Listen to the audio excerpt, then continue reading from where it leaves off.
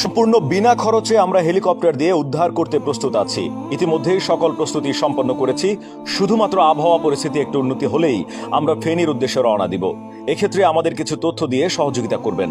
যেই ছাদে কোনো তার অথবা গাছপালা নেই, হেলিকপ্টার অবতরণ করতে পারে এমন ভবনের গুগল লোকেশন দিন, ছাদের ছবি ও ভিডিও দিন, ওই ভবনে কতজন আটকা আছেন সেই তালিকা দিন, এর মধ্যে কতজন পুরুষ, কতজন মহিলা এবং কতজন শিশু আছেন সেটির বিস্তারিত দিতে হবে।